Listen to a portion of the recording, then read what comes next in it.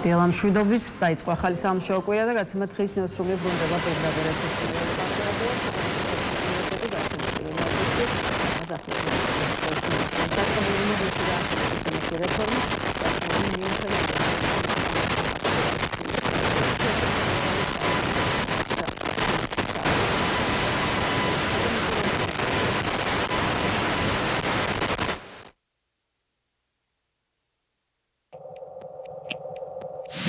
პარლამენტის იურიდიულ საკითხთა კომიტეტი დღეს გრანტებთან, პოლიტიკურ საქმიანობასთან და პოლიტიკურ აქტივობასთან დაკავშირებულ საკანონმდებლო პაკეტს განიხილავს. საუბარია 7 კანონში შესატანცვლებაზე, რომლის ამოქმედების შემდეგ გრანტებთან, პოლიტიკურ საქმიანობასთან და პოლიტიკურ აქტივობასთან დაკავშირებით ახალი შეზღუდვები და აკრძალვები წესდება. ხალ მიხეილ ყაველაშვილი პარლამენტის პლენარულ სხდომაზე ყოველწლიური მოხსენებით გამოვა. რეგლამენტის მიხედვით ამ დღეს პარლამენტის პლენარულ სხდომაზე სხვა საკითხებს არ განიხილავენ. ყაველაშვილის გამოსვლის დასრულების შემდეგ ფრაქციების თავმჯდომარეების სიტყვით გამოვლენ. სამართალდამცავებმა ნარკოდანაშაულის ბრალდებით სხვადასხვა დროს 7 პირი დააკავეს. მათ ბრალად ედებათ დიდი და განსაკუთრებით დიდი ოდენობით ნარკოტიკული საშუალებების უკანონო შეძენა, შენახვა და რეალიზაციის ხელშეწყობა. დაკავებულებს შორის არიან როგორც საქართველოს, ასევე უცხო ქვეყნის მოქალაქეები. სამართალდამცავებმა ბათუმში ინტერპოლის წითელი ცირკულარით ძებნილი თურქეთის მოქალაქე დააკავეს. დაკავებული თურქეთის რესპუბლიკის სამართალდამცავი ორგანოების მოთხოვნის საფუძველზე სხვადასხვა მძიმე დანაშაულის ჩადენისთვის ინტერპოლის წითელი ცირკულარით იძებნებოდა.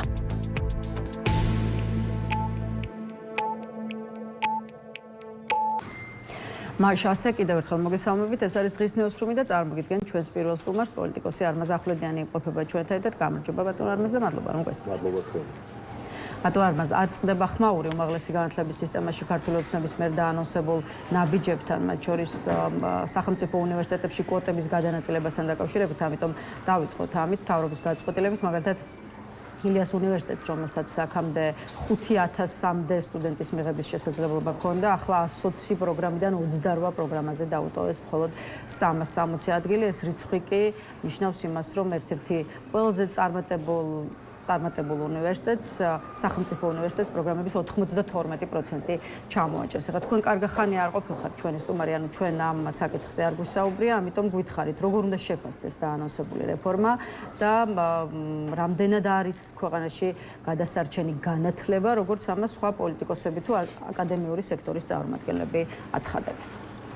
დიდი მადლობა. გადასარჩენია საქართველო. საქართველოა გადასარჩენი, იმიტომ რომ მმართველობის მე-14 წელს ივალიშვილის ოცნებამ ჩამოაყალიბა ავტორიტარიზმი ქვეყანაში. ეს არის არსით ავტორიტარული მმართველობა და რა თქმა უნდა, ავტორიტარული მმართველობისთვის, ასეთი რეჟიმისთვის განათლებული ადამიანი არის უმთავრესი მტერი, დაუძინებელი მტერი. განათლებული ადამიანი და განათლება საზოგადოდ. რატომ გვიკვირს რომ ასე გამალებით უტევენ განათლების სფეროს, გაუნათლებლები. მე არ მაინტერესებს რა დიპლომი აქვს ან სპიკერს, ან პრემიერს, ან სხვას, დიპლომობით და თუნდაც რაღაც კონკრეტული საგნის ცოდნით განათლებულობაზე ვერ ვისაუბრებ. განათლებულობა არის წვდიადიდან რომ თავის დაღწევა გინდა, აი ეს მდგომარეობა. ესენი წვდიადში არიან თავად და მიაქანებენ საქართველოს დაჩქარებული ტემპით. შესაბამისად, მე ვარ იმის მომხრე, რომ ვისაუბროთ არა მხოლოდ იმაზე, რომ ვუშველოთ განათლებას, ვუშველოთ საქართველოს მთას და ბარს. ბათუმში ვიყავი საკმაო ხნის განმავლობაში და უნდა გითხრათ, რომ მსგავსი მასშტაბი ბათუმის განადგურების სრული პასუხისმგებლობა არ ყოფილა. კონკრეტულად რა იმას, რომ როცა აითვისეს მთელი ზღვისპირა ზოლი და ჩააბეტონეს კორუფციული გარიგებებით ქალაქის განადგურების ხარჯზე და ასევე ცენტრალური და ძველი ბათუმის უნიკალური სივრცეები მოსპეს, მიწასთან გაანადგურეს და შეუძლებელი გახადეს იქ ცხოვრება, ახლა ხელი მიჰყვეს ახალ ბინძურ პროექტს, რაც ითვალისწინებს ბათუმში ამ ეგრეთ წოდებული კუნძულის მშენებლობას. არ ეყოთ, ვერ ამოიყორეს ფაშვი, ასე ვიტყოდი. აი იმით, რაც დამართეს ბათუმს და ახლა კიდევ ისეთ რამეს უპირებენ, რომ საბოლოოდ ბათუმი მოკვდება. მე ამას იმიტომ გეუბნებით, რომ ფიქრობ ზოგჯერ ადამიანი რას უნდა უშველო. იმას, ამას, რას ვერაფერს ვერ უშველით. ვერაფერს უნდა ვიცოდეთ ზუსტად თუ ვერ მოვახერხეთ და ვერ გავიაზრეთ რეალურად და მე მგონია რომ ეს გააზრება ჯერ კიდევ არ არის არც ოპოზიციურ დღევანდელ სპექტრში და არც საზოგადოების მნიშვნელოვან აქტიურ ნაწილში რასთან გვაქვს საქმე ვისთან გვაქვს საქმე ივანიშვილ კობახიძის სახით რა მოცემულობაა ეს რა ანომალიაა თუ ეს ვიცით ზუსტად მაშინ ისიც ვიცით როგორ ვუმკურნალოთ თავს და რა უშველოთ საქართველოს და როგორ გადავარჩინოთ ამ ტარვალებისგან ჩვენი ქვეყანა. კეთილი ბატონო, რადგან ქვეყანაში შექმნილ სურათს ჩვენ სხვადასხვა საკითხის კონტექსტში ისევ ასე ვთქვათ გავშლით და ჩვენი ინტერვიუს ძირითადი თემატიკა სწორედ ეს არის, თუმცა ისევ მინდა აქცენტირებულად დაუბრუნდეთ უმაღლესი განათლების სისტემაში დაგეგმილ ნაბიჯებს და ახლა უკვე გითხარით იმედის ეთერში გამართულ დებატებს თუ უყურეთ, იმიტომ რომ ეს ცალკე შეფასების და რიგ შემთხვევაში კრიტიკის საგანია, ამიტომ საინტერესოა თქვენი პოზიციაც გაგვიზიაროს. ერთმანეთის პირისპირ, როგორც ვნახეთ, იყვნენ ერთ მხარეს ირაკლი კობახიძე და განათლების მინისტრი გივი მექანაძე, მეორე მხარეს კი წარმოადგენდნენ სიმონ ჯანეშია, ნინო დობორჯგინიძე, რომელიც არის ილიაუნის რექტორი, ლევან გორდეზიანი და ლიკა ღლონტი. აი რას დაინახავდა თქვენი აზრით უშუალოდ იმედის მაყურებელი გამართული დებატებით და რამდენად არგუმენტირებული დისკუსია შედგა მხარეებს შორის.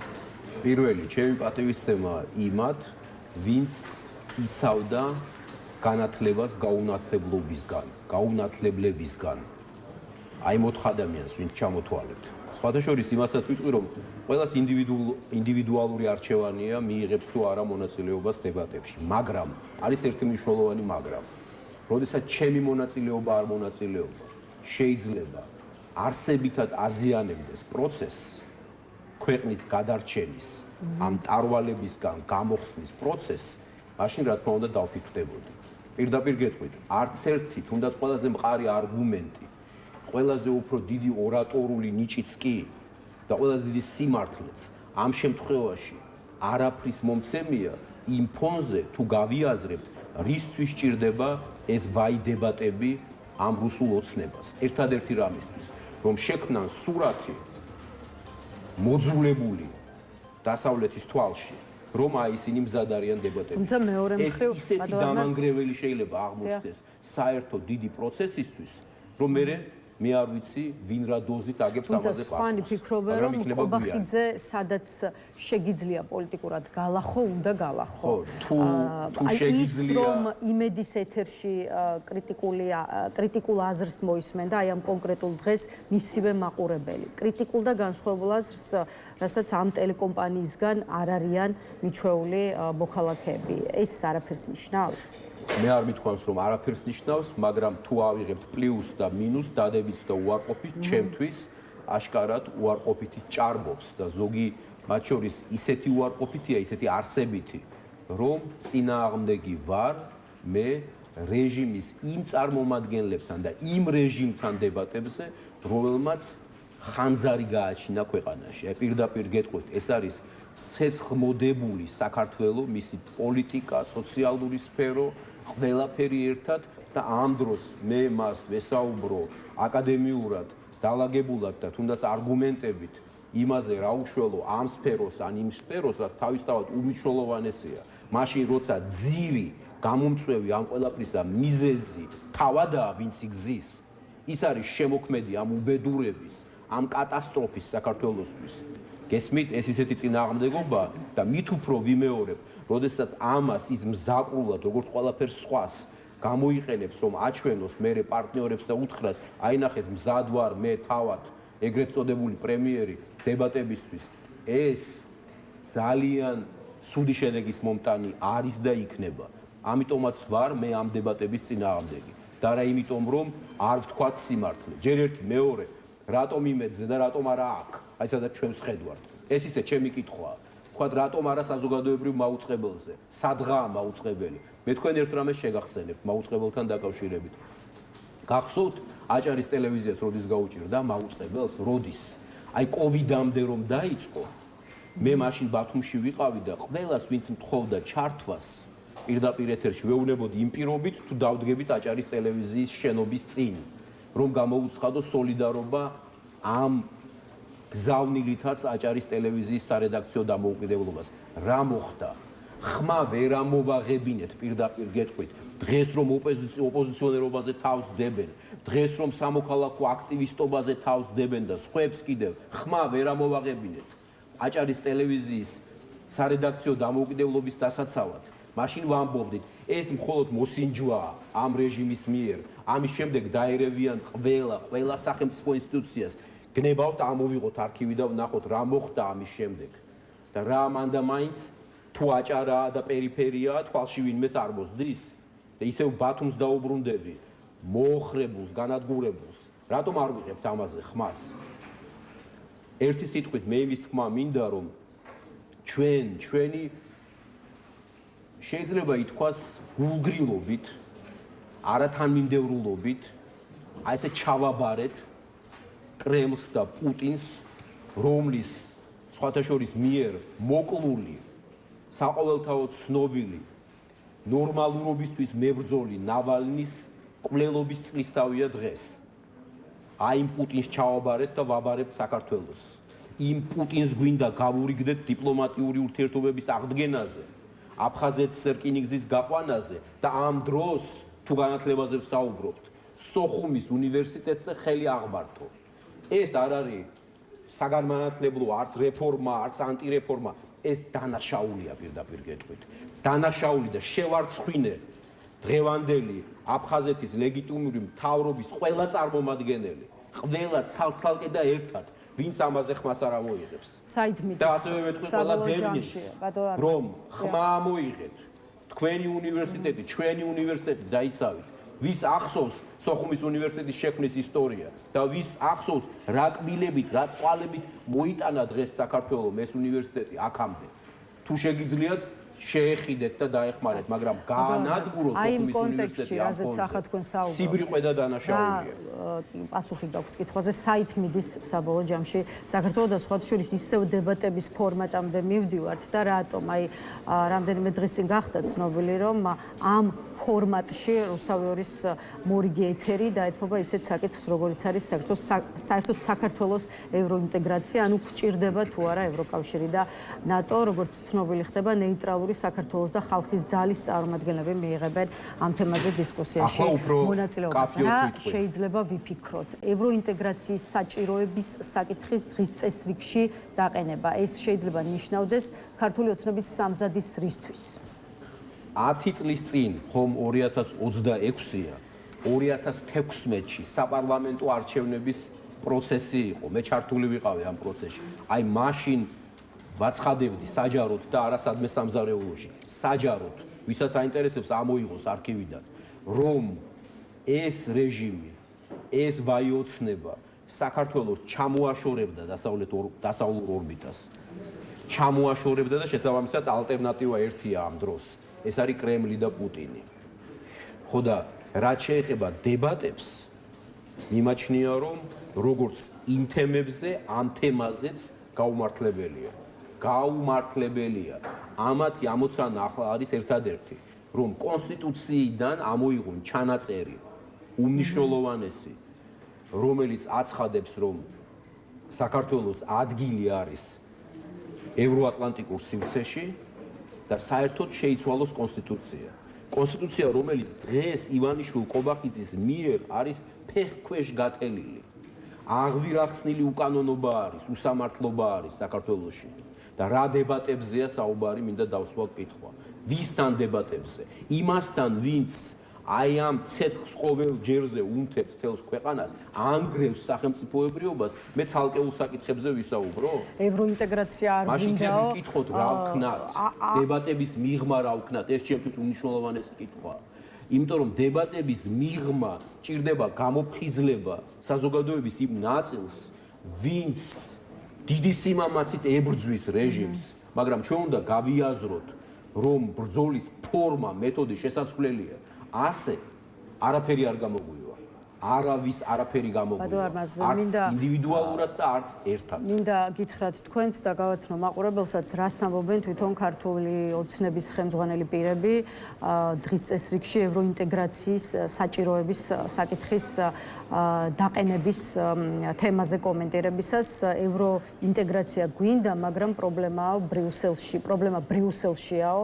მაგალითად შალვა პაპუაშვილს ეკუთვნის ეს განცხადება. ევროკავშირში წევრობა იმიტომ არ გვინდა, რომ უბრალოდ მოინიშნოს საქართველოს როგორც წევრი სახელმწიფო, სინამდვილეში კი ქვეყანა დანგრეული იყოს. პრობლემა არის არა ევროკავშირსა და ევროპულ ინტეგრაციაში, პრობლემა არის ბრიუსელში, რომელიც დღეს აბსოლუტურად ამოვარდნილია ევროკავშირის ღირებულებისგანაო.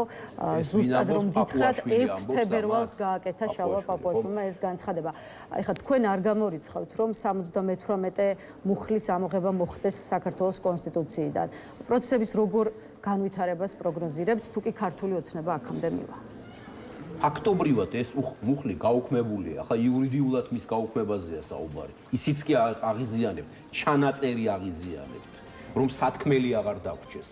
პაპუაშვილი გაუგონარი მასშტაბის დასავლური რიტორიკის და ქმედების ერთ-ერთი ავტორი და შემოქმედი დღევანდელი რეჟიმის პირობებში. ეს ის დაჯგუფებაა პოლიტიკური, ეს ის დაჯგუფებაა, რომელმაც მოახერხა და ყველა ტრადიციული დიდი პარტნიორი და მეგობარი საქართველოს ქვეყანას მტრად უქცია, მტრად აქცია თავად, მტრად გამოაცხადა და ამათი ამოცანა არის ერთადერთი, რომ დაგვივიწყოს დასავლეთმა, ჩავეხსნათ იმათ და შემდეგ სხვათა შორის მათ შორის ამ ეგრეთ წოდებული მოდელირებული დებატების მეშვეობით მათ შორის თქვან რომ აი ეს არის ჩვენი რეალობა, ჩვენ ვახერხებთ საზოგადოების კრიტიკულ ნაწილთან ურთიერთობას, თუნდაც ამ ფორმით არ მოვტყუდეთ და არ წამოვეგოთ აი ამ საცდურს, ამ ხაფანგში არ გავეხვიოთ. პირდაპირ უნდა ითქვას, რომ ორი თქვენ თქვით პრობლემა პაპუაშვილს უთქვამს ბრიუსელიაო. პრობლემა არა. უბედურების ორი წყარო არსებობს დღეს ყველა ნორმალური ქართველისთვის და საქართველოსთვის, მისი ნორმალურობისთვის. ერთი ეს არის პუტინი და კრემლი და მეორე მისი თანამზრახველები აქ თბილისში. სხვა წყარო უბედურებისა არც არსებობს ჩვენთვის. აი ამაზე უნდა ვკონცენტრირდეთ. უნდა მოვახერხოთ, რომ ჩვენ შევძლოთ ერთი მხრივ ამ უბედურებისგან საქართველოს გადარჩენა და თუ იქნება დრო მე გეტყვით რას ვფიქრობ ახლა რა შეიძლება იყოს გამოსავალი და მეორე დაუყოვნებლივ მტკიცედ დავდგეთ იმ ორბიტაზე იქ სადაც დღეს დასავლეთი და მისი პარტნიორები არიან რომ ჩავეხსნათ ისე როგორც ამას ახერხებს სომხეთი, აზერბაიჯანი, მოლდოვა, ბევრი სხვა და ზოლაში მყოფი დიდებული უკრაინა და უკრაინელი ხალხი ჩავეხსნათ საბოლოოდ რას უბედურების მთავარ წყაროს დღევანდელ თანამედროვე რუსეთს და მის ჯალად მართველებს. აი ეს არის ამოცანა. მოგცემთ რამდენიმე წუთს და ბარემ აქვე გითხარით რაში ხედავთ გამოსავალს, რა არის გასაკეთებელი იმისთვის, რომ აი როგორც თქვენ თქვით, არა მხოლოდ განათლების სისტემა, არამედ მთლიანად ქვეყანა გადარჩეს. სხვა შორის რამდენიმე ოპოზიციური პარტია გამოსავალს ხედავს ალტერნატივის შექმნაში და როგორც ვიცით, რამდენიმე თვეა ზურაბ ჯაფარიძის საპატიმროდან გამოსვლის შემდეგ ამ თვალსაზრისით 7 ოპოზიციურ პარტიას შორის კონსულტაციებიც მიმდინარეობს. აი რა არის ის გეგმა, რაც ქვეყანას სჭირდება დღეს და შექმნილ ვითარებაში თქვენი აზრით? ჩვენ სიტყვებს ვიყენებთ ხოლმე, მეც ვამბობ ალტერნატივას, ისიც ალტერნატივას ამბობს, მაგრამ საქმე ისაა, რომ სხვადასხვა რამეს გულისხმობთ, პირდაპირ უნდა გითხრათ. აბსოლუტურად განსხვავებულ რამეს გულისხმობთ. ალტერნატივა მე არ ვიცი რა არის იმ ოპოზიციური პარტიებისთვის, ან მათ წარმომადგენლებისთვის დღეს რომ საუბრობენ ამ ალტერნატივას. თუ მიაჩნიათ, რომ თავად არიან ალტერნატივა, ეს უკვე გასული მატარებელია. გავიდა უკვე ეს მატარებელი. დააგვიანეს. მithქვამს და გავემეორებ. ცალკეულ ადამიანებს იქ შეუძლიათ, რომ ახალ სწორ გაერთიანებაში გააზრებით საკუთარი თავის, ნამოქმედარის, წარსულის, შეცდომების, პრობლემების იქ იყვნენ სათანადოდ წარმოდგენილი. მაგრამ მე სხვა გამოსავალს, რომ ალტერნატივად კვლავ მოდიფიცირებული რომელიმე გუშინდელი თუ დღევანდელი ოპოზიციური ძალა აღმოჩნდეს, გამოვრიცხავ უბრალოდ. ეს უნდა გავიაზროთ. ყველამ უნდა გავიაზროთ. ისიც უნდა გავიგოთ, რატომაა რომ საზოგადოების დიდ ნაწილს, რომელსაც ზიზღით ეზიზღება პუტინის ქართული ოცნება, ასე გეტყოდით. ჯერ კიდევ არ აქვს ჩამოყალიბებული აზრი, რომ ამ ოპოზიციას დაუჭიროს მხარი. არაპირებს რომ დაუჭიროს მხარი. იცით რატომ? იმიტომ რომ ნდობა არის სრულად დაკარგული. სრულად რატომ დაიკარგა ეს ნდობა? ტყუილების გამო დაიკარგა. იმიტომ რომ ვერცერთ ჯერზე ვერ გავიაზრეთ, რა შეცდომას ვუშვებთ და რა არ უნდა გავიმეოროთ. არ შეიძლება სულ იყო თაღლითობის მდგომარეობაში. აი ამას თუ ვერ ვიაზრებთ, რა თქმა უნდა, ჩვენ თავს ვაზიანებთ, ვინც იქ ოპოზიციას წარმოადგენს ერთია და ნაკლები უბედურებაა. მაგრამ აი ამ დღეში გვყავს ქვეყანა. ივანიშვილ კობახიძის ამ არანორმალურ, ავადმყოფურ, ავტორიტარულ რუსულ რეჟიმს ჭირდება სულ სხვა ალტერნატივა. აქ საჭიროა რამდენიმე ისეთი ადამიანის გაერთიანება, ვისაც ექნება იმის უფლება, პრეტენზია, რომ არ მოისყიდოს არაფრის გამო, გესმით? ერთი მხრივ, მეორე მხრივ სახელმწიფოებრივი ხედვა ექნება. და ეცოდინება ის, ვისთან როდის დებატებში ღირს თან არ ღირს ყოფნა. ისიც ეცოდინება, რას ნიშნავს, რომ ძველ ტიკებში ახალი ღვინო არ ჩაისხმება და ბევრი სხვა რამ კიდევ. ფარისევლობას თავი გავანებოთ, ვიყოთ საკუთარ თავთან გულწრფელი და სხვადასხვა აქ ერთი ხელით მინდა გადავწვდე იმ არასამთავრობოებსაც, რომლებმაც თავის დროზე მოახერხეს და ამ უდიდესი საუკეთესო კეთილშობილური იდეის სამოქალაქო სექტორის ამ იდეის დისკრედიტაციაც მოახერხეს. ახლა ზოგს სურს, რომ პოლიტიკური რაღაცა დროშის ქვეშ განაგრძოს საქმიანობა. არ გამოვა. აი გვეუბნებით მე თქვენ, არ გამოვა, იმიტომ რომ საზოგადოება ამას მხარს არ დაუჭერს. ვინც წლების განმავლობაში იყო თავისთვის და მხოლოდ იმაზე ზრუნავდა, რომ მისი კომფორტის ზონა შეექმნა. თავი არაფრისთვის არ აუტკენიათ. მაგალითად, აჭარის ტელევიზიას ვიმეორებ, რომ უჭირდა არსებითად ხმა არ ამოუღია. ორგანიზაციების რა გადაწყვეტილ ნაბიჯებს გულისხმობთ? ნუ მკითხავთ, არ გიპასუხებთ ახლა ამაზე მეც ამ ნაბიჯებს უნდა გითხრათ, თუ კი ამ თემაზე საუბარი დაიწყეთ, მაშინ კარტებით გახსენეთ. რა შენიშვნები საკმაოდ გავხსენი უკვე უნდა გითხრათ, ყველა თავის თავს ამოიცნობს აქ. ყველა ამოიცნობს თავის თავს. ეთერის შემდეგ შემიძლია თქვენს გითხრათ. მე იმაზე მეც ახლა არ გეტყვით, რომ იმ დებატებისა არ იყოს პროცესი დავაზიანო. ამას არ გავაკეთებ, მაგრამ ყველამ იცოდეს, რომ ვერ მოახერხებ გლის არში ცხრის რაღაცა, ასე ვთქვათ, იმითი რა ქვია, ფორმით გამოჩენას.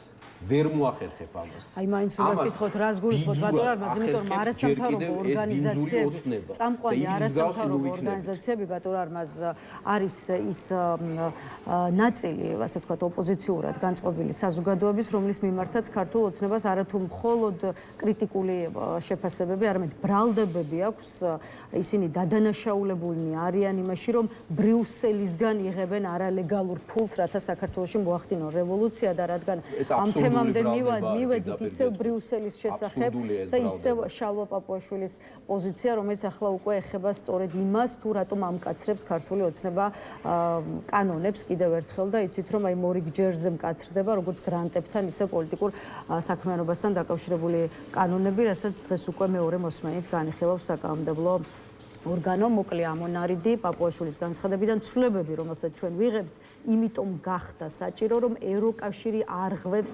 ქართულ კანონმდებლობას. მარტა კოსმა აღიარა, რომ არსებობს საქართველოში ფულის შემოტანის არალეგალური შავი სქემები, ასე რომ ბატონმა ჰერჩინსკი მიგულისხმება გერმანიის ელჩი, კითხვები ჩვენ არ დაგვისვას, კითხვები დაუსვას ქალბატონ კოს, თავის უფროს, რომელმაც თქვა, რომ გზებს ეძებენ, რათა გვერდი აუარონ ქართულ კანონს და ფული მისცენ მათ მიერ დაქირავებულ ორგანიზაციებს. არ დაემორჩილებიან წესებს, რომლებიც არსებობენ, იქნება ცვლილებები, რომელიც ყველა იმ შავ ხვრელს თუ გასაძრომს ამოქოლავს, რომელსაც ასე დაბეჯითებით ეძებენ, აცხადებს შალვა პაპუაშვილი. იცით, რატომ არის მნიშვნელოვანი თქვათ კონკრეტულად რა შენიშვნები და რა პრეტენზიები გაქვთ არასამთავრობო ორგანიზაციების მისამართით? ანუ აქ საინტერესოა შემთხვევით თქვენც იგივენაირად ხომ არ ფიქრობთ არასამთავრობო სექტორის შესახებ, რასაც ეს ავადმყოფური ბოდვა პაპუაშვილის და სხვების ბრიუსელიდან უკანონო დაფინანსებაზე ეს არის მათი ბოდვა და სხვა არაფერი, ერთი, მეორე, ეს პროექტი, რომლის კანონად ქცევათ უნდათ ეხა გრანტების თაობაზე. ეს არის დამახასიათებელი სწორედ პუტინის რეჟიმის მსგავსი რეჟიმებისთვის და ეს ისეთი რეჟიმია სწორედ, ამას ადასტურებს. მესამე, იმდენი რამ აქვს კონკრეტულად დიდებული, გაკეთებული არაერთ არასამთავრობო ორგანიზაციას საქართველოში, მაგალითად SAIA-ს. რა თქმა უნდა, SAIA უნდა რომ მოახერხოს რეჟიმმა. რატომ? იმიტომ რომ SAIA დიდებულად ახერხებს ადვოკატირებას. ადვოკატირებას ცალკეული ადამიანების, მაგრამ ასევე ქვეყნის და ქვეყნის ნორმალურობის. რა თქმა უნდა, ასეთი ორგანიზაცია გულს ურევს ივანიშვილს და ყობახიძეს და პაპუაშვილს. ეზიზღებათ მათ SAIA. იგივე სიტყვით საერთაშორისო გამჭვირვალობაზე ნინო ლუნჯარიას ორგანიზაციაზე, იმიტომ რომ მართლა საინტერესოა, რას გულისხმობთ, როდესაც ამბობთ, რომ სწორედ მათ მოახდინეს დისკრედიტაცია საერთაშორისო გამჭვირვალობის მიერ მხილებული კორუფციაში ამათი სქემები დღეს თავადვე დაადასტურეს. როცა ვამბობ რას ამ თემაზე, უნდა გითხრათ, რომ მე ვგულისხმობ უპირველესად შესაძლოა იმ ცალკეულ ადამიანებს, რომლებმაც დაუშვეს შეცდომები, რამაც გამოიწვია ამ სექტორისადმი ადამიანების საზოგადოების გარკვეულწილად გულგრილი დამოკიდებულება. გამოიწვია ისიც, რომ შეიქმნა ცრუ მოლოდინები და დღეს ზოგიერთი მათგანი ცდილობს ახლა პოლიტიკური ქოლგის ქვეშ იმოქმედოს. მე ამას კატეგორიულად ვემიჯნები და მიმაჩნია, რომ ჩემი გამიჯვნა არაფერია, საზოგადოება არ მიიღებს ასეთ დღის წესრიგს.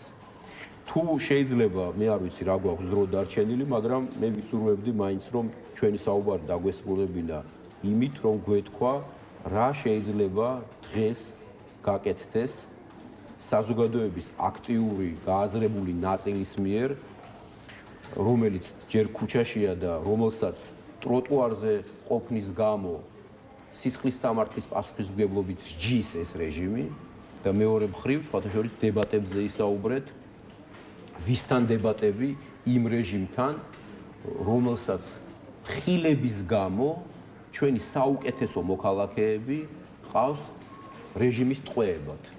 აი იმასთან დებატები? აი ისინი აი რომ ავიღოთ სია და ჩამოვთვალოთ მზია ამაღლობელიდან და ანდრო ჭიჭინაძიდან, ზვია ცეცხლაძიდან, მათე დევიძიდან და სხვებიდან დაწყებული ბოლომდე რო ჩავყვეთ, ყველა ეს ადამიანი რას აკეთებს? ქვას ისვრის? არა. ამ ადამიანების მთავარი მისია და ამათი მხრიდან დანაშაულიც ის არის, რომ ისინი ამხელდნენ საქართველოს ნორმალურობის მკვლელ რუსულ რეჟიმს. ამის გამო არიან ისინი რეჟიმის ტყვეები დღეს. აი ისინი იქ იყვნენ და ჩვენ დებატებზე ვისაუბროთ, მე ვიმაჩნია ეს ძალიან ცუდ რამე. ისინი იქ იყვნენ და აქ ოპოზიცია თუ სხვა მოიხარშოს ისევ იმ ძველ რაღაც სრულ ნარატივებში, რომ თითქოს ალტერნატივას გქვნით. ვერაფერსაც ვერ გქვნით და ვერ შევქმნით ასე ალტერნატივას. ალტერნატივას, აი რაც გეტყვით, ნორმალურობას ნორმალური ადამიანები სჭირდება. დემოკრატიულად მოაზროვნე ადამიანები სჭირდება. სამართლიანობას სამართლისთვის თავდადებული ხალხი სჭირდება. ადვარმას იქამდე ვიდრე ოპოზიციური სპექტრი დაადგება, ასე ვთქვათ, სწორ გზას და იმ გზას, რომელიც თქვენ ფიქრობთ, რომ არის ყველაზე სწორი გამოსავალი ქართული ოცნების წინააღმდეგ ბრძოლაში, აგერ ვხედავთ, რომ დასავლურ ფორმატებს უბრუნდება, ალბათ შეიძლება ამის თქვა ქართული ოცნება, შესაბამისად ბოლო კითხვას დაგისვათ მიუნხენის დასავლურ ფორმატს ამ შემთხვევაში ვგულისხმობ მაგალითად მიუნხენის უსაფრთხოების კონფერენციას, სადაც მაკა ბოჭორიშვილი იყო წარმოდგენილი საქართველოს სახელით და მეტიც საგარეო საქმეთა სამინისტროს ინფორმაციით ბოჭორიშვილმა ევროკავშირის გაფართოების საკითხებზე გამართულ დისკუსიაში მიიღო მონაწილეობა და სხვა შორის აქ უნდა შევხედოთ დისკუსიის მონაწილეებს, იმიტომ რომ სწორედ ეს არის თავარი შეხვედრა მრგვალი მაგიდის ფორმატში გაიმართა, რომელშიც მონაწილეობდნენ გაფართოების საკითხებში ევროკომისარი მარტა კოსი, ევროკავშირის წევრი და კანდიდატი ქვეყნების საგარეო საქმეთა მინისტრები. აი როგორ უნდა შეფასდეს და ამით დავასრულოთ ის, რაც ვნახეთ მაკა ბოჭორიშვილი ევროპელი ლიდერების გარემოცვაში, იმიტომ რომ ბოლო 1 წლის განმავლობაში ქართული ოცნება მაინდამაინც ქართულ ოცნებას დიდად არ ჰქონდა დასავლურ ფორმატებში მიპატიჟების და მასში მონაწილეობის ფუფუნება, თუმცა აი დღეს ვხედავთ ვხედავთ სწორედ იმას, რომ კოსთან ერთად, ევროკავშირის საგარეო საქმეთა მინისტრებთან ერთად არის ერთი მაგიდის გარშემო. ამას იმიტომ კი არ ვხედავთ ამ ნიშნებს, რომ ამათ რაღაც დასავლურისადმი, ნორმალურისადმი ინტერესი გაუჩნდათ ჯანსაღი. არა, ამიტომ არა, იმიტომ რომ უჭირთ. იმიტომ რომ ხედავენ, რომ ვერაფრით ვერ გაარღვიეს ამ არაღიარების კედელი, ვერაფრით. ხედავენ, რომ ტრამპის ადმინისტრაცია ამათ არ ცნობს და სადღაც შემთხვევით დერეფანში ხელის ჩამორთმევალ ამით დიდ ზეიმად გამოგვიცხადეს უკვე მერამდენეთ და ბოჭორიშვილი, რა თქმა უნდა, იქ ჩასული მიუნხენში უმნიშვნელოვანეს კონფერენციაზე სადღაც დასვეს კუთხეში, მაგრამ ბოჭორიშვილის მისი მთავრობის შესახებ ჩვენ ვიცით ევროკავშირის პოზიცია. ცნობილია ეს პოზიცია, ის არ შეცვლილა, რომ ეს არის რეჟიმი, რომელიც ანგრევს საქართველოს თუმცა უშუალოდ მიუნხენის კონფერენციაზე ჩვენი დაპატიჟება ხომ არ ნიშნავს იმას, რომ ბრიუსელი ნელ-ნელა უბრუნდება ქართული ოცნების, ქართულ ოცნებასთან კომუნიკაციის ფორმატს. არ ნიშნავს არც ერთ შემთხვევაში ბრიუსელი ყოველთვის, როგორც ვაშინგტონი, ეცდება, რომ თუ ვინმეში გაიღვიძებს სინდისი, ნორმალურობის სურვილი, მასთან საუბარი ჰქონდეს, მაგრამ იქ კარგად იციან, რომ არ გათეთრდების ყორანი. ეს იციან საკმარისად კარგად. და დღეს ივანიშვილ-კობახიძის რეჟიმს ესმის, რომ ის შეუვალი პოზიცია, რომელიც აქვს ზელენსკის და ძალიან გონივრული პოზიცია მოლაპარაკებებთან დაკავშირებით, ერთი მხრივ. მეორე მხრივ, შეერთებული შტატების სახელმწიფო მდივნის მარკო რუბიოს ძალიან მნიშვნელოვანი განაცხადი მიუნხენის კონფერენციაზე. მესამე, ევროკავშირის და ნატოს წარმომადგენლების და ხელმძღვანელების ერთმნიშვნელოვანი პოზიცია საქართველოს ავტორიტარული რეჟიმის მიმართ. ესენი ცდილობენ ახლა თავი როგორღაც გადაირჩინონ ამ ფრონტზე. ამიტომ სჭირდებათ ეს დებატები, ამიტომ უნდათ რომ ამ ფარისევლობით და თვალთმაქცობით ვიღაცას რაღაც ილუზია შეუქმნან, ნუ მივიღებთ ამაში მონაწილეობას, არამედ შევქმნათ საქართველოში ახალი დღის წესრიგი ნორმალურ წესიერ გაუტეხელ ადამიანებთან ერთად. და არა იმათთან ერთად, ვინც იმ რეჟიმის დროს, წინა რეჟიმის დროს და ყოველ დროში საკუთარ თავზე ზრუნავს და ფიქრობს. პოლიტიკა ამის წყაროდ იქცია. მადლობა ბატონ არმაზ იმისთვის, რომ გვესტუმრეთ და თქვენი პოზიციები გაგვიზიარეთ. დღეს ამით დაგემშვიდობებით. არმაზ ახვლედიანი იყო ჩვენი სტუმარი. ახლა რეკლამის შემდეგ თეონა აქუბარდია გვერდება, ასე რომ დაგვერდით.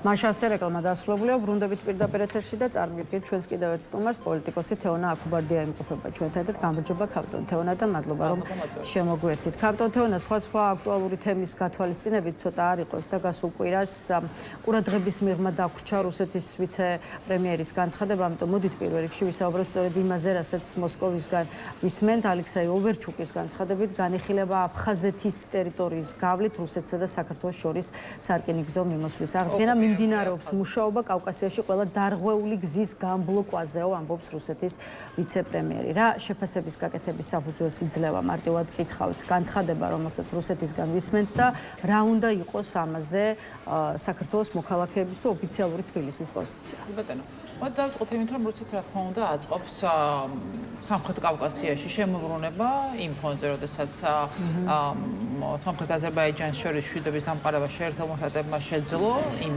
მშვიდობის გზით, რომელსაც ტრამპის გზაც კი ქვია და იმ დერეფნის მშენებლობით, რომელიც შუა დერეფნის გაგრძელება უნდა იყოს, თუმცა ამ ვითარებაში მე ვერ ვხედავ პრობლემას რუსეთის მიერ გზის გახსნის სომხეთთან თუ აზერბაიჯანთან სარკინიგზო მიმოსვლაზე აქ საუბარი და სომხეთის რკინიგზა რუსეთის საკუთრება არის ესეც ვიცით, მაგრამ მთავარი პრობლემა ამ კუთხით არის სუვერენიტეტი საქართველოსი, იმიტომ რომ აფხაზეთის რკინიგზის გახსნა აფხაზეთის პოლიტიკური სტატუსის გადაწყვეტის გარეშე ეს ნიშნავს იმას, რომ ჩვენმა ვაღიაროთ აფხაზეთის ეგრეთ წოდებული დამოუკიდებლობა, რომელიც არის ოკუპირებული რუსეთის მხრიდან და ეს არ არის ახალი ამბავი და ახალი დინამიკა ამ ინტერესების რუსეთის კუთხით. რუსეთს გარდა იმისა, რომ სურს სარკინიგზო ინფრასტრუქტურის მოწყობა და შემოbrუნება რეგიონში ამ გზით მას სურს მათ შორის საქართველოს სახელმწიფო დაშლა და სამივე სახელმწიფოს ერთად თავის გავლენის ქვეშ მოსკოვსა და თბილისს შორის ამ საკითხზე პოლიტიკურ კულუარებში საუბრები მიმდინარეობს, იმიტომ რომ საქართველოს რკინიგზა კატეგორიულად უარყოფს და ალბათ ნახავთ მათ განცხადებას, რომ რუსეთსა და საქართველოს შორის სარკინიგზო მიმოსვლის განახლებაზე საუბარი მიმდინარეობს. რუსეთის ვიცე-პრემიერი აკეთებს განცხადებას და რკინიგზის კომპანია პასუხობს, რომ ჩვენ არაფერი არ ვიცით. ხო, თავის მხრივ ეს გარემოება რა შეფასების გაკეთების საფუძველზე.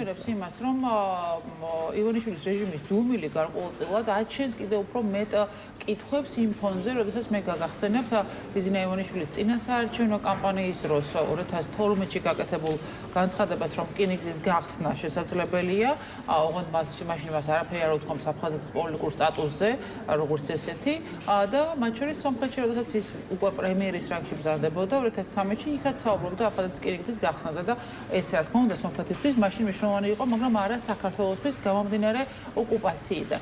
მე გაგახსენებთ, აი როდესაც ლაპარაკობთ საიდუმლო თუ ფარულ გარიგებებზე და მოლაპარაკებებზე, საჯარო იყო ის ფაქტი, როდესაც ბატონი გიაულსკი, რომელიც ვიცე სპიკერი გახდა პარლამენტის, შეხვდა დავით ხიდაშვილს, რუს ბიზნესმენს, რომელმაც ჩამოუტანა გარეჯის რუკები, როგორც გახსოვთ, ბიზნა ივანიშვილს, რისთვისაც მას ის საჯაროდ ემადლიერებოდა და შემდგომ გახდა თავდაცვის მინისტრის ჯუმოჟერ ბურჭულაძის მრჩეველი. მრჩევლის პოზიციაზე ყოფნის დროს შეხვდა ის ბატონ გიაულსკის, რაც მაშინ გადაიღეს ფოტოთი დროას წევრებმა და შემდგომ ბატონმა ვოლსკიმ მას დაადასტურა, რომ საუბრის შინაარსი მათ შორის აფხაზეთის რკინიგზის გახსნის საკითხს ეხებოდა. ეს არის 2024 წელი და ძალიან მნიშვნელოვანია ასევე ენგურის ხიდს მიღმა ოკუპირებულ გალში აშენებული ეგრეთ წოდებული ტერმინალი, რომელზეც ასევე ივანიშვილის რეჟიმი დუმდა, მიუხედავად იმისა, რომ 2022-ში დაიწყო ეს პროცესი კერძო ინვესტიციებით. ეხლა ეს ტერმინალი უნდა განვიხილოთ ფართო სურათში აფხაზეთის რკინიგზის გახსნის ინიციატივასთან დაკავშირებით, იმიტომ რომ ამ ტერმინალით რეალურად წესდება იმ შემთხვევაში თუ აფხაზეთის რკინიგზა გაიხსნება და ამაზე თბილისი მიისცემს სახმობას, საზღვარი რეალურად ენგურზე გადმოდის ფსოუდან, მით უფრო მაშინ, როდესაც რკინიგზის გახსნა არის გათვალისწინებული ამ ტერმინალამდე გალამდე, ანუ ოჩამჩირიდან და ოჩამჩირამდე უკვე რკინიგზა აღდგენილია. და მით უფრო მაშინ, როდესაც ამ ტერმინალის ეგრეთ წოდებული გენერალური დირექტორი ამბობს, რომ აუცილებელია მინიმუმ თბილისმა ძალის გამოუყენებლობის შეთანხმება დადოს აფხაზეთთან, რაც ნიშნავს იმას, რომ ამ შემთხვევაში კონფლიქტი არა რუსეთთან ჰქონდა ჩვენ 2008 წელს, არამედ აფხაზეთთან და ეს არის აღიარების დაწყება ოკუპირებული აფხაზეთის ეგრეთ წოდებული დამოუკიდებლობის და მე ასევე გაგახსენებთ ივანიშვილის წინასაარჩევნო კამპანიის დროს, როდესაც ის საუბრობდა, რომ აი საკონსტიტუციო უმრავლესობა ჭირდება და იმიტომ რომ თუ ქვეყნის გამთლიანება მოხდება ოპოზიცია მხარს არ დაგვიჭერს და ასევე უნდა გამომთლიანოთ ქვეყანა, ოღონდ არასდროს არაფერი მას არ უთქვამს გამთლიანების ხედვასთან დაკავშირებით, ისევე როგორც ქართული ოცნების 14 წლის თავზე არანაირი ხედვა ქვეყნის გამთლიანების შვიდობენიგზე და არ დაუდია დოკუმენტის სახით ქართულ ოცნებას, ამ ვითარებაშიც კი რუსეთმა მას უთხრა, რომ არანაირი ერთიანი საქართველო და არანაირი გამთლიანება არ მოხდებოდა და რომ საქართველოს უნდა ეღიარებინა ეგრეთ წოდებული დამოუკიდებლობა აფხაზეთისაც კი ეს პროცესი აი გალუზინის განცხადებასაც ხო, აი ზუსტად ამაზე მინდოდა რომ მეკითხა, იმიტომ რომ უკვე კეთდება განცხადებები საქართველოსთან დიპლომატიური ურთიერთობების აღდგენის პერსპექტივაზეც, აი საბოლოო ჯამში რა სახემი შეიძლება მიიღოს თბილისის ურთიერთობამ მოსკოვთან და აი რა ტიპის ურთიერთობა უნდა ქონდეს, მაგალითად თავი რომ დავანებოთ ოფიციალური თბილისის პოზიციაზე, მაგალითად გახარიას პარტიაში, რომელსაც რამდენიმე თვის წინ თქვენს წარმოადგენდით, მიიჩნევენ რომ რუსეთთან დიალოგი აუცილებელია, მათ ამ პოზიციას მწვავე კრიტიკა ახლავს და შემდეგ უკვე განმარტეს პარტიაში, რომ რუსეთთან დიალოგი არ უნდა მოხდეს ჩვენი ქვეყნის სტრატეგიული ინტერესების დაზიანების ხარჯზეც და არ უნდა დაიწყოს ეს დიალოგი დღეს, იმიტომ რომ ქართული ოცნების პირობებში შესაძლოა უარესი შედეგი მივიღოთო, თუმცა მაინც აი პოზიციაზე, რომ რუსეთთან დიალოგი აუცილებელია. კი ბატონო, მე გასაგებია ამ შემთხვევაში, როგორც ყოფილი წევრი, გახარიას სახელმწიფოს გუნდის, თუმცა არა პარტიის წევრი. მე არ ვიცი ხა დატახადელიან საგარეო პოლიტიკის გამოცდილება არ გააჩნია და არ ვიცი რა ფორმულირებით განაცხადა მან ეს, თუმცა თუ საუბრობთ იმაზე, რომ კომუნიკაცია ხა ჩვენ რუსეთთან კომუნიკაცია და ასე რომ ვთქვათ დიალოგი გვაქვს ჟენევის ფორმატში, სადაც რომელიც არის შექმნილი აგვისტოს ომის შემდგომ ცეცხლის შეწყვეტის ხელშეკრულების თანახმად, რომელიც რუსეთმა არ დაიცვა და სადაც ჩვენ ვესაუბრებით რუსეთს ჩვენს დასავლელ პარტნიორებთან ერთად. ამიტომ გააჩნია რას ნიშნავს დიალოგი და გააჩნია რა უპირატესობებით იქნება ეს დიალოგი. ხა დიალოგი ერთ-ერთზე ამითარებაში, როდესაც საქართველოს მარტოა რუსეთთან ერთად, ჩემთვის კატეგორიულად მიუღებელი, იმიტომ რომ საქართველოს აქედან ვერაფერს ვერ წამოიღებს. თუმცა კიდევ ერთხელ მეორები ჟენევის ფორმატში დიახ არის ეს დიალოგი, მიუხედავად იმისა, რომ რუსეთი ყველაფერს აკეთებს იმისთვის, რომ ჟენევის ფორმატიდან გამომდინარე არ დადგეს ის გრძელვადიანი მშვიდობა, რომელიც ამ ქვეყანას ჭირდება და მათ შორის ქვეყნის გამთლიანება. შესაბამისად, გალუზინის ნათქვამი მინდა კიდევ ერთხელ თქვა, რას ნიშნავს. მაყურებელს რო აუხსნათ, ხა დიპლომატიური ურთიერთობები საქართველოს არ გააჩნია რუსეთთან აგვისტოს ომის შემდგომ 2008 წელს, იმიტომ რომ ომთან ერთად მან აღიარა ოკუპირებული რეგიონების ეგრეთ წოდებული დამოუკიდებლობა და შემდგომ გაწყდა ეს ურთიერთობა. შესაბამისად, დიპლომატიური ურთიერთობის აღდგენა მხოლოდ მაშინ არის შესაძლებელი, თუ რუსეთი წაიღებს ამ ეგრეთ წოდებული დამოუკიდებლობის აღიარებას ჩვენი ორი რეგიონის, რასაც ის არ აპირებს და რასაც ის ღიად ამბობს. და მაშინ როდესაც გალუზინი აკეთებს ამ განცხადებას, ძალიან საინტერესოა როგორი პრეტექსტით საუბრობს ის ამ ყველაფერზე. მას მოყავს ერთის მხრივ ეკონომიკური თანამშრომლობის ციფრები, ვაჭრობის და მათ შორის რა პროდუქცია შედის აქედან საქართველოსთან რუსეთში და ის ეკონომიკური დამოკიდებულება, რომელიც ივანიშვილის რეჟიმის დამსახურებით რუსეთზე მიბმით არის კიდევ ერთი ბერკეტი ჩვენს წინააღმდეგ და ჩვენი დამოკიდებულების სუვერენიტეტის წინააღმდეგ. ეს ერთი. ის ასევე იმეორებს სუსტად ერთ-ერთში შალვა პაპუაშვილის და ერგელ კობახიძის რიტორიკას, ანტიდასავლური რიტორიკას იმ კუთხით, რომ არც ნატო და არც ევროკავშირი საქართველოს არ მიიღებენ წევრებად და ეს არის სრულ-მოლოდინები.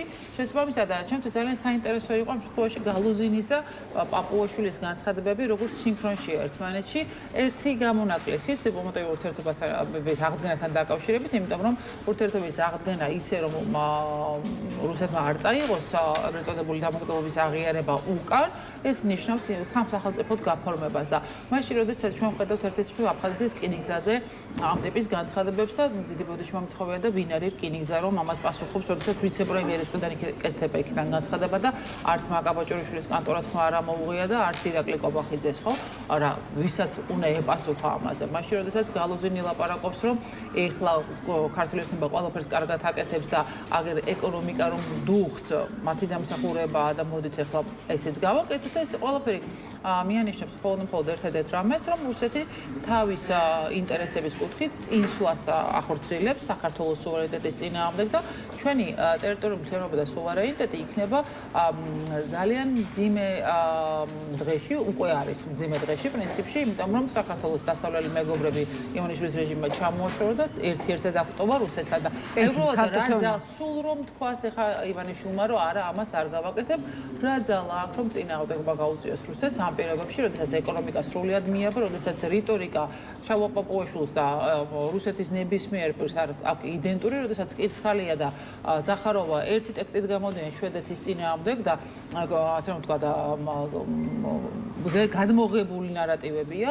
და მაშინ როდესაც მათ შორის გალუზინის განაცხადი რომ ივანიშვილის რეჟიმის სუვერენიტეტს იცავს და ეს ამათ აკეთებს, ამას აკეთებს ოკუპანტი, რომელმაც სუვერენიტეტი ამ ქვეყნის მოშალა და რამდენიმე დღის წინ ვალერი ჩეჩელაშვილი დიპლომატი და ანალიტიკოსი იყო ჩვენი სტუმარი, რომელმაც არ გამორიცხა რომ იმ ფონზე, როდესაც რუსეთი ჩვენს რეგიონში გავლენებს კარგავს და სამხრეთ უпроსტად აზერბაიჯანი და სომხეთი ხელიდან ეცლება, საერთოდ ჩვენს ქვეყანაზე სამხედრო ინტერვენციაზეც კი იფიქროს ჩვენზე შემოტევისთვის მოსკოვის мотиваცია იზრდება, რუსეთს ამისთვის ბევრი რესურსი არ დასჭირდებაო, ამასაც ამბობს ჩეჩელაშვილი. აი ღმერთმა დაგვიფაროს და პროცესების ამდაგვარი განვითარება მოსალოდნელია, შეიძლება ეს დაუშვათ. რუსეთის მხრიდან სამხედრო აგრესიის გამეორების რისკი, რა თქმა უნდა, მოსკოვს ეხება. რა თქმა უნდა, არ მოხსნილა, მით უფრო მაშინ, როდესაც საქართველო არის მარტო დარჩენილი ერთ-ერთზე რუსეთთან, როდესაც ბაზები ოკუპირებულ რეგიონებში მას არა მხოლოდ შენარჩუნებული აქვს, არამედ გაზრდილი და მაშინ, როდესაც მოსახლეობის წინააღმდეგობა ბოლომდე არაა გადატეხილი იმ პროპაგანდით, რომელსაც ივანიშვილის რეჟიმი რუსეთის სასარგებლოდ საქართველოში ახორციელებს. მიუხედავად იმისა, რომ ის არის სუსტი დღეს და კიდევ უფრო მეტი სტრატეგიული მარცხი აქვს უკრაინის წინააღმდეგ წარმოებულ ომში. ამიტომ ერთი არის ომის რისკები, მაგრამ მეორე არის ვინ უწყობს ამ ომის რისკების გაზდას საქართველოში ხელს. და ეს არის ივანიშვილის ოცნება, რომელიც მიუხედავად იმისა, რომ სომხეთსა და აზერბაიჯანს შორის 9 მილიარდზე არის საუბარი ამერიკულ უნივერსიტეტზე და სომხეთის შემთხვევაში მხოლოდ ბირთვული ინფრასტრუქტურის განვითარების ეს რეაქტორი რაც აქვს და მათ შორის ტექნოლოგიებში ინვესტიციების კუთხით. ამას ემატება მათ შორის სამხედრო შეიარაღების მიწოდება შეერთებული შტატებიდან როგორც სომხეთისთვის, ასევე აზერბაიჯანისთვის და იმ ზანგეზურის დერეფან, სადაც რუსეთს როლი უნდა ქონოდა და დღეს არანაირი როლი აღარ აქვს და მას სახელიც კი შეეცვალა და ქვია ტრამპის გზამშვიდობის და კეთილდღეობისთვის. ამიტომ დიახ, ომის საფრთხე ივანიშვილმა კიდევ უფრო გაზარდა საქართველოში და იმავდროულად სუვერენიტეტი, რომელსაც თითქოს ისინი იცავენ, კიდევ უფრო საფრთხის წინაშე დააყენა, იმით რომ ერთის მხრივ აფხაზეთის რკინიგზის გახსნის საფრთხე რეალურია, მით უფრო მაშინ, როდესაც ერთადერთი ვინც ამ მთელ თამაში რეგიონში იქნება წაგებული არის საქართველო და მისი ნამდვილი სუვერენიტეტი ტერიტორიული მთლიანობა და მეორე მხრივ გეოპოლიტიკური ცვლილებების დროს ის უპირატესობები, რომელიც საქართველოს ჰქონდა, არ გამოიყენა. ხალხთენა ბოლო წუთები დაგვრჩა და ერთი კითხვის დასმა მინდა მოვასწრო, რადგან რუსეთთან ურთიერთობებზე ვსაუბრობთ, იცით რომ ყულევის პორტის დასანქცირების რისკები დგას იმ ინფორმაციის კვალდაკვალ, რომლის მიხედვითაც საქართველოს რუსეთს სავარაუდოდ სანქციების გვერდის ავალში ეხმარება უთხრათ მაყურებელს გავახსენოთ. გავრცელებული ინფორმაციით მესამე ქვეყნების პორტების, მათ შორის საქართველოს სწორედ აღნიშნული ნავსადგურის სანქციების ქვეშ მოქცევა რუსეთის მიმართ ევროკავშირის სანქციების მე-20 პაკეტის ფარგლებში განეხილება. რამდენად საგანგაშოა ინფორმაცია, რომელიც ბრიუსელიდან მოდის, არ ვიცი, პროცესების როგორ განვითარებას უნდა ველოდოთ ყულევის ნავსადგურთან მიმართებაში და აქვე გეტყვით ბოლო სტატისტიკური მონაცემების შესახებ, რომელსაც ქართული ოცნება ავრცელებს, აი პრემიერ-მინისტრის ინფორმაციით 2025 წლის განმავლობაში მიღებული იქნა საქონლის გამომგზავ ქვეყანაში გაბრუნების 2658 გადაწყვეტილება. აი ეს რიცხვები რას ამბობს, რომ საქართველოს არის ხრელი, თუ პირიქით საქართველოს ახდენს სანქცირებული ტვირთების გამოვლენას და უკან გაგზავნას. კი ბატონო, მას შემდეგ რაც განაცხადი ოფიციალურად გახდა ცნობილი, რომ მე-20 პაკეტში ევროკავშირის სანქციების არის ყულევის ის თითქოს ნავთობგადამუშავებელი ტერმინალი, რომელიც რეალურად არის მხოლოდ მარკის აკვრის საშუალება და რუსული ნავთობის მიღებით და გაყიდვით ხერის და რუსეთის ომის გაძლიერების შესაძლებლობა. მას შემდეგ დაიწყო აქტიური კომუნიკაცია მათ შორის მაკაბაჭორიშვილის კანტორამ ევროკავშირის ელჩთან და თქვენ ნახავდეთ ალბათ ის ორი სხვადასხვა ტიპის ინფორმაცია, რომელიც მათ შორის ყულევის საკითხს ეხებოდა, ისევე როგორც არ დაგვაუწყდეს მათ შორის ირანის მიმართ პოლიტიკა, ივანიშვილის რეჟიმის, მიუხედავად იმისა, რომ ლაშად არსალია ჯერ ვაშინგტონში იყო და შემდეგ მამუკა მდინარაძე მიყვა მას, ჩამოვიდა ნახდა იზეიმეს შაჰაბასის მიერ აყრელი ქართველების გადასახლება ირანის საელჩოში და ეს მათი მოსაწვევის სათაური იყო, მე არ მომიგონია და გაანათეს იმ დროშის სფერებში ანძა, რომელმაც საკუთარ მოსახლეობის წინააღმდეგ გამოიყენა იარაღი და უამრავი მოქალაქე იმსხვერპლა და ძალიან საგულისხმო იყო მათ შორის ისრაელის საელჩოს ის განაცხადი, თუ რას ნიშნავდა ეს განაცხადი საქართველოს რა გზანილია ეს ხო ეს კითხვა დასვა ისრაელის საელჩომ ოფიციალურ ბევრი პროცესი მიდის, მით უფრო მაშინ, როდესაც ირან ამერიკას შორის ეხა მოლაპარაკებები ჯერ კიდევ მიმდინარეობს, თუმცა არ არის საბოლოო ჯამში არანაირი ხელშესახები პროცესი და სამხედრო შეიარაღებაც ირგვლება რა. ამიტომ უამრავ შესწომას უშვებს ივანიშვილის რეჟიმის აგროპოლიტიკის კუთხით, მაგრამ არის უპატიებელი ღალატის ქრონიკა განსაკუთრებით ტერიტორიული მთლიანობის წინააღმდეგ რუსეთის იმ გაძლიერებაში, რომელსაც ჩვენ დღეს ვხედავთ. კეთილი, ძალიან დიდი მადლობა იმისთვის, რომ იყავით ჩვენი სტუმარი. თეონა აქუბარდია ასხობდა ჩვენს კითხვებს დღის ნიუსრუმი ამით დასრულებულია. ერთმანეთს უკვე ხვალთ 11 საათზე შევხვდებით. ნახვამდის.